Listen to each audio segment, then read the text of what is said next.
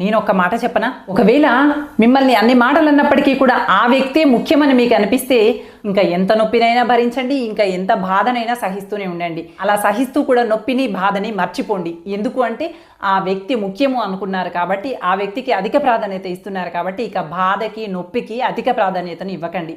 వ్యక్తిని గుర్తుంచుకోండి, బాధని నొప్పిని మరచిపోండి. లేదు అలా కాదు, నాకు నేనే ముఖ్యము, నేను బాధపడకూడదు, నేను నొప్పి పడకూడదు, ఆ వ్యక్తి నన్ను అంతలా బాధ పెడతారా అని చెప్పి అనిపిస్తే, ఆ నొప్పి ఆ బాధ ప్రముఖమైనటువంటివి అనిపిస్తే ఆ వ్యక్తిని మర్చిపోండి. అంతేకాని ఇటు బాధపడుతూ ఆ వ్యక్తి కావాలనుకుంటూ మళ్ళీ ఆ వ్యక్తి మిమ్మల్ని బాధ పెడుతూ మళ్ళీ మీరు ఆ వ్యక్తి కావాలనుకుంటూ ఇలా ఎంతకాలం పుండు మానాలనుకున్న ప్రతిసారి మళ్ళీ గాయం చేస్తారు? మనసు ఇలా పదే పదే బాధపడితే మంచిదా చెప్పండి? వ్యక్తి కావాలనుకుంటే బాధని భరించండి. లేదు నాకు నేనే ముఖ్యము, నేనే బాగుండాలి, ఈ బాధ నేను భరించలేను అంటే ఆ వ్యక్తిని మర్చిపోండి. అంతేకాని రెండింటిని సరిచేస్తాను, రెండింటిని